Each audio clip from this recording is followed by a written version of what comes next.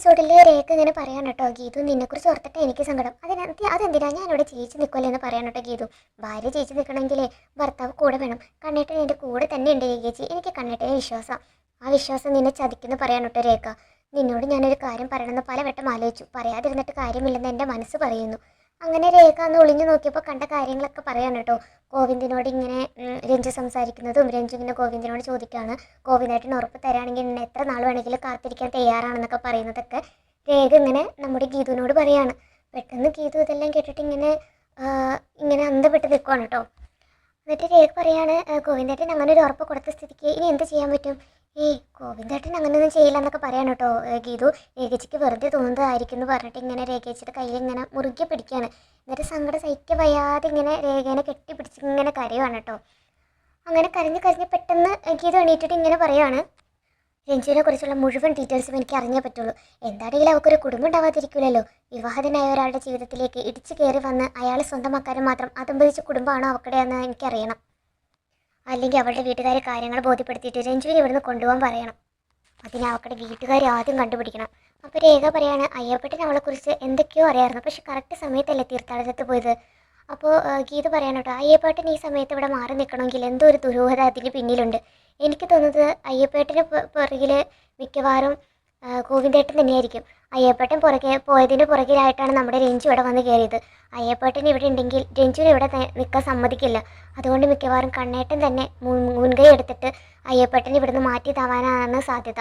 അപ്പോൾ പെട്ടെന്ന് രേഖ ഇങ്ങനെ പറയാണ്, ഞാൻ അയ്യപ്പേട്ടനെ ഇത് വിളിച്ച് നോക്കട്ടെ എന്ന് പറഞ്ഞിട്ട് ഫോണിൽ വിളിക്കുകയാണ് കേട്ടോ. പക്ഷേ കോള് കണക്റ്റ് ആവുന്നില്ല. പെട്ടെന്നാണ് വീടിൻ്റെ കോളിംഗ് ബെൽ അടിക്കുന്നത് കേട്ടോ. അങ്ങനെ രേഖയും നമ്മുടെ ഗീതും കൂടിയും വാതിൽ തുറന്ന് നോക്കുമ്പോൾ ഗീതുവിൻ്റെ അമ്മയാണ് കേട്ടോ. ഗീതുവിൻ്റെ അമ്മ ഇങ്ങനെ നെഞ്ചത്തടിച്ച് ഇങ്ങനെ കരയുവാണ്. മോളെ അയ്യോ എല്ലാം പോയടി മോളെ എന്നൊക്കെ പറയാണ് കേട്ടോ. അപ്പോൾ ഗീതു ചോദിക്കണം, അയ്യോ അച്ഛൻ എന്ത് പറ്റിയമ്മേ? അച്ഛനൊന്നും പറ്റിയിട്ടൊന്നുമില്ല. പിന്നെ എന്തിനാ അമ്മ നെഞ്ചത്തടിച്ച് നോട്ട് വിളിക്കുന്നത്? എൻ്റെ മോളെ ഭദ്രേട്ടനല്ലേടി നിൻ്റെ ജീവിതം പോയല്ലോ എന്നൊക്കെ പറയാൻ കേട്ടോ. എൻ്റെ പൊന്നുമൊക്കെ നല്ലൊരു ജീവിതം കിട്ടുമല്ലോ എന്ന് വിചാരിച്ചിട്ട് ഇങ്ങോട്ടേക്ക് കെട്ടിച്ചു വിട്ടത്, അതിപ്പോൾ വെറുതെ ആയി പോയല്ലോ എന്നൊക്കെ പറയാൻ അങ്ങനെ കരഞ്ഞോണ്ട് തന്നെ ഇരിക്കുകയാണ്. അങ്ങനെ കാഞ്ചനയും വന്ന് നോക്കുന്നുണ്ട് കേട്ടോ. കാഞ്ചന ചോദിക്കുന്നുണ്ട്, എന്തിനാ ഇവിടെ കിടന്ന് മോങ്ങുന്നതെന്നൊക്കെ ഇങ്ങനെ ചോദിക്കുന്നുണ്ട്. അങ്ങനെ ഗീത് പറയാണ്, അമ്മ എന്തിനാ കരയണേന്ന് ആദ്യം തന്നെ പറ. എടി ഞാനിന്ന് പക്ഷിശാസ്ത്രം നോക്കുന്ന ആ കാക്കാത്തിനെ പോയി കണ്ടു. എൻ്റെയും ഭദ്രനും ചേട്ടൻ്റെയും ചീട്ട് നോക്കിയപ്പോൾ നല്ല കാലം, പക്ഷെ നിൻ്റെ ചീട്ട് നോക്കിയപ്പോൾ ഉണ്ടല്ലോ അതാ ഈ ചീട്ട കിട്ടിയെന്ന് നോക്കിയിട്ട് കാണിക്കാൻ കേട്ടോ. കൃഷ്ണഭഗവാന്റെ ചിത്രമാണ് കേട്ടോ കാണിക്കുന്നത്. അപ്പോൾ കാഞ്ചന ചോദിക്കേണ്ടത് ഇത് നല്ല പടമല്ലേ? അപ്പോൾ ഗീതുവിൻ്റെ അമ്മ പറയാണ്, എടി നിൻ്റെ ഭർത്താവ് പെണ്ണുങ്ങളുടെ അടുത്തേക്ക് ചെയ്യാതിരിക്കാൻ വേണ്ടിയിട്ട് ശിവപാർവതിയുടെ ചിത്രം നിൻ്റെ ബെഡ്റൂമിൽ വെക്കണമെന്നാണ് കാക്കാത്ത എന്നോട് പറഞ്ഞത്. എനിക്ക് ഇവൊക്കെ കാര്യങ്ങളൊന്നും വിശ്വാസമില്ല, നമുക്കറിയില്ലേ. എടി കാക്കാത്ത പറഞ്ഞത് കറക്റ്റാണ്, ഈ കാര്യത്തിലെങ്കിലും നീ കുറച്ച് വിശ്വാസം കാണിക്കണം. അപ്പോൾ കാഞ്ചനം പറയാണ്, ഗോവിന്ദമാമനെ എന്തായാലും വിശ്വസിക്കാൻ കൊള്ളില്ല, അതുകൊണ്ട് കാക്കാത്തിന് എന്തായാലും വിശ്വസിക്കാം. അങ്ങനെ രേഖ ഗീതുവിനെ വിളിച്ചിട്ട് പോവാണ് കേട്ടോ. ഗീതു നീ ഇങ്ങോട്ടേക്ക് വന്നേ, ഒരു കാര്യം പറയട്ടെ. ഇന്ന് രാവിലെ ആ രഞ്ജുവിൻ്റെ കാര്യത്തിൽ ഒരു സംശയം നമ്മൾ പറഞ്ഞില്ലേ, അവിടെ ഒരിക്കലും നമ്മൾ അതിനെ അനുവദിക്കാൻ പാടില്ല. നമ്മൾ ഇതേക്കുറിച്ച് ആലോചിച്ചപ്പോൾ തന്നെ നിൻ്റെ അമ്മ അതേ വിഷയത്തിനൊരു പരിഹാരമായിട്ട് വന്നത് കണ്ടോ?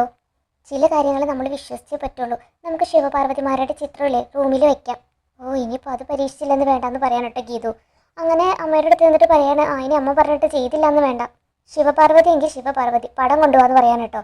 അപ്പോൾ പറയണേ, നീ പറയുമ്പോൾ എടുത്ത് തരാൻ വേണ്ടിയിട്ട് ഞാൻ എന്താ അവരുടെ പടം കൊണ്ടാണോ നടക്കുന്നത്? അപ്പോൾ കാഞ്ചന പറയാണ്, എൻ്റെ കയ്യിലുണ്ട് ഒരു പടം, എന്ന് നീ ഇപ്പം തന്നെ ഇവരുടെ റൂമിൽ കൊണ്ടുപോയി വെക്കുമെന്ന് പറയാൻ കേട്ടോ.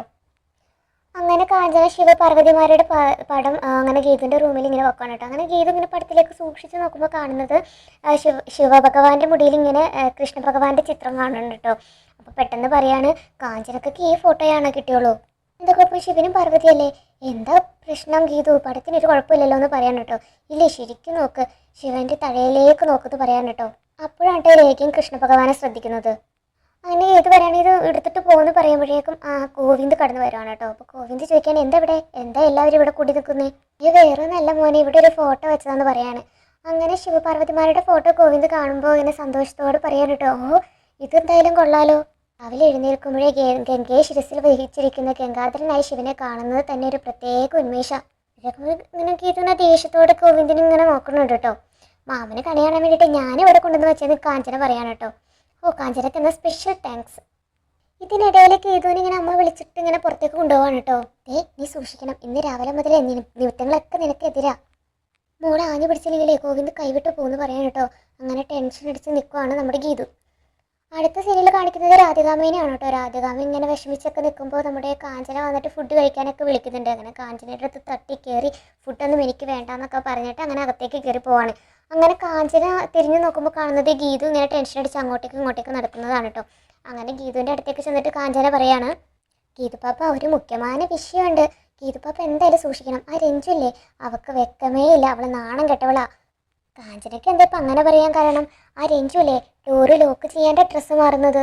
അതെ, കുറച്ച് നേരം മുമ്പ് ഞാൻ അറിയാതെ ആ റൂമിൽ കയറി അവളുടെ ഡ്രസ്സ് മാറായിരുന്നു, എന്നെ വഴക്ക് പറഞ്ഞു എന്നൊക്കെ പറയാൻ കേട്ടോ. കാഞ്ചനയ്ക്ക് എന്തിനാ അങ്ങോട്ടേക്ക് ചെന്നത്? വാതിൽ മുട്ടിയിട്ട് വേണ്ടേ ചെല്ലാൻ? അയ്യോ അങ്ങനെയല്ല, അവളുടെ ഡോറ് തുറന്നിട്ടിരിക്കുകയായിരുന്നു. ഡോർ എന്തിനാ ലോക്ക് പണ്ണാതിരിക്കുന്നത്? ഗോവിന്ദമാമൻ വന്ന് കാണാണെങ്കിൽ കാണട്ടെ എന്ന് വിചാരിച്ചിട്ടല്ലേ? എനിക്കൊന്നും കേൾക്കണ്ടെന്ന് പറയാൻ കേട്ടോ ഗീതു. അയ്യോ കേൾക്കും, അല്ലെങ്കിലേ പ്രശ്നമുണ്ട്. എന്ത് പ്രശ്നം? ഗീതു പാപ്പ അവൾക്ക് ഹൈറ്റ് കുറവാണ്, രഞ്ജുവിനാണെങ്കിൽ നല്ല ഹൈറ്റും ഉണ്ട്. സൈസിനാണെങ്കിലും രഞ്ജു നമ്മുടെ ഗീതു പാപ്പനേക്കാളും മാമനുമായിട്ട് കട്ടയ്ക്ക് നിൽക്കും. പ്രായം കൊണ്ടും അവർ തമ്മിൽ കൂടുതൽ ചേർച്ച. മൊത്തത്തിൽ പറഞ്ഞ അവരാണ് സൂപ്പർ ജോഡി എന്ന് പറയാനുണ്ടോ. പെട്ടെന്ന് ഇങ്ങനെ ഗീതു തല്ലാൻ വേണ്ടിയിട്ട് ഇങ്ങനെ കൈ ഒങ്ങുന്നതും പിന്നെ കാഞ്ചന താഴെ വീഴുന്നതുമാണ് കേട്ടോ കാണുന്നത്. അടുത്ത സിനിമയിൽ കാണിക്കുന്നത് ധൃതിയിൽ ഇങ്ങനെ നടന്നു പോകുന്ന നമ്മുടെ ഗോവിന്ദനാണ് കേട്ടോ. പെട്ടെന്ന് ഗോവിന്ദൻ്റെ ഫ്രണ്ട് വരാണ്. അല്ല നീ ഇങ്ങനത്തെ എങ്ങോട്ടേക്കാ? അയ്യോ സൺഡേ ആയിട്ട് ഇവിടെ ഇരുന്ന് ശരിയാവില്ല. എടാ ഇന്ന് നമ്മളിവിടെ കൂടാൻ നേരത്തെ പ്ലാൻ ചെയ്തല്ലേ എന്ന് പറയാൻ കേട്ടോ ഫ്രണ്ട്. ഓ അത് വേണ്ട, ഇവിടെ മദ്യം കീറ്റിയാലേ ഗീത് വലിയ പ്രശ്നം ഉണ്ടാക്കും, നമുക്ക് പുറത്ത് പോകാം. എടാ അതിന് നമ്മളിന്ന് വെറൈറ്റിക്ക് ലിക്കർ ഒഴിവാക്കിയിട്ട് നല്ല സൂപ്പർ കള്ളാക്കാണ്. നല്ല പാനീയെന്ന് ചെത്തി ഇറക്കി നല്ല ഒന്നാതിര ആരോഗ്യ പാനീയം. അതെങ്ങനെയുണ്ട്? ഓ അത് കൊള്ളാം. നാടങ്ങളിലാകുമ്പോൾ ഗീതിന് കുഴപ്പമൊന്നും ഉണ്ടാവില്ല. ഓ സംഗതി എവിടെ കിട്ടും? ചെത്തുകാരൻ ഇപ്പം തന്നെ ഇവിടെ കൊണ്ടുത്തരുമെന്ന് പറയാൻ കേട്ടോ ഫ്രണ്ട്. ഓ ഓക്കെ, കള്ള് ആരോഗ്യത്തിന് നല്ലതാണെന്ന് നമുക്ക് ഗീതുവിനെ പറഞ്ഞ് വിശ്വസിപ്പിക്കാം. ഇതൊക്കെ കേട്ടിട്ട് ഗീതു വരാണ് കേട്ടോ. ഈ വീട് ഒരു കള്ള് ഷാപ്പാക്കാനാണോ നിങ്ങളുടെ പരിപാടി? അതേ, ഷാപ്പിൽ കറിക്കാരുടെ ഒരു ഒഴിവുണ്ട്, താല്പര്യമുണ്ടെന്ന് ചോദിക്കാൻ കേട്ടോ ഗീതുവിനോട്.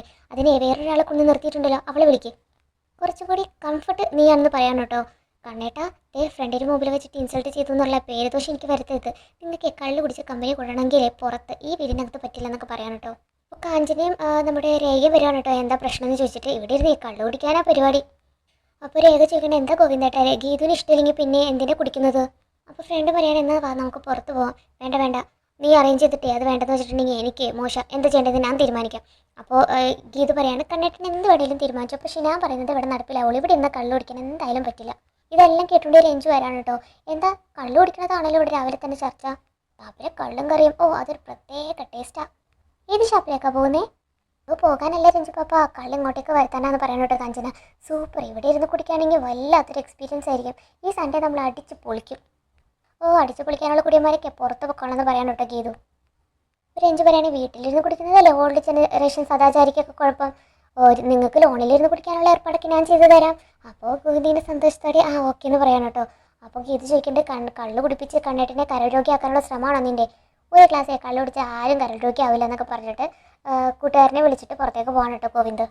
അങ്ങനെ അവരുടെ പുറത്ത് രഞ്ജുവും പോവാൻ കേട്ടോ. അപ്പോൾ രേഖ പറയാണ്, നീയേ എതിർക്കുന്ന കാര്യത്തിൽ പ്രീതി പിടിച്ചു പറ്റാൻ വേണ്ടിയിട്ട് ഗോവിന്ദിനെ സപ്പോർട്ട് ചെയ്യുന്നൊരു സ്വഭാവമാണ് നമ്മുടെ രഞ്ജുവിൻ്റേത്. നീ അത് നന്നായിട്ട് സൂക്ഷിക്കണം. ഓഹോ അങ്ങനെ കണ്ടിട്ട് എൻ്റെ ഹൃദയത്തിൽ ഇടം പിടിക്കാൻ വേണ്ടിയിട്ട് ഉള്ള ശ്രമം അത് അവക്കടെ പാഴ്ശ്രമ, അതിന് ഞാൻ എന്തായാലും സമ്മതിക്കില്ലെന്നൊക്കെ പറയാൻ കേട്ടോ. അങ്ങനെ ചെത്തുകാരൻ കള്ളൊക്കെ ആയിട്ട് വരുവാണ്. അങ്ങനെ രഞ്ജുവും ഗോവിന്ദും ഫ്രണ്ടും കൂടി ഇങ്ങനെ കള്ള് കുടിക്കാൻ വേണ്ടിയിട്ട് തുടങ്ങാണ് കേട്ടോ. ഇതെല്ലാം ദേഷ്യത്തോടെ ഗീത ഇങ്ങനെ നോക്കി നിൽക്കുകയാണ്. എന്നിട്ട് ചോദിക്കുകയാണ്, മനസ്സിൽ ഇങ്ങനെ പയ്യെ ചോദിക്കുകയാണ്, ഗോവിന്ദേട്ടൻ കള്ള് കുടിച്ച് ഓവറാവോ? ഓ രേഖപ്പോൾ പറയാൻ കേട്ടോ, നീ ഇങ്ങനെ നോക്കി നിൽക്കാതെ ഒന്ന് ചെല്ലാം അങ്ങോട്ടേക്ക്. ഇപ്പോൾ രഞ്ജു ചോദിക്കുന്നുണ്ട് കേട്ടോ, കള്ള് മാത്രം മതിയോ, ടച്ചിങ്സ് വേണ്ടേ? അപ്പോൾ ഗീത അങ്ങോട്ടേക്ക് ചെല്ലാൻ, ടച്ചിങ്സോ അതെന്തിനാ? ഓ മദ്യപാനത്തെക്കുറിച്ച് വലിയ വശമൊന്നുമില്ലല്ലേ, അതിന് എനിക്ക് ബാറിലല്ലായിരുന്നു പരിപാടി. അപ്പോൾ നമ്മുടെ രഞ്ജു പറയാണ്, ഓ എന്നെക്കാളും പ്രായം കുറവാണെങ്കിലും ഗീത ഇപ്പോഴും എൺപതുകളിലെ വസന്ത, എന്ന് മോഡേൺ ആവോ എന്തോ. ഡ്രസ്സിന് ഇറക്കം കുറയ്ക്കുന്നതും ആണുങ്ങളുടെ കൂടെ കള്ള് കുടിക്കുന്നതും ഒന്നല്ല മോഡേൺ. എന്നാൽ ടീച്ചർ പറ എന്താ മോഡേൺ എന്നൊക്കെ ചോദിക്കാൻ കേട്ടോ രഞ്ജു. ദേഷ്യത്തോടെ ഇങ്ങനെ രഞ്ജുനെ നോക്കുകയാണ് ഗീതു. അങ്ങനെ എപ്പിസോഡ് തീരുവാണ് കേട്ടോ.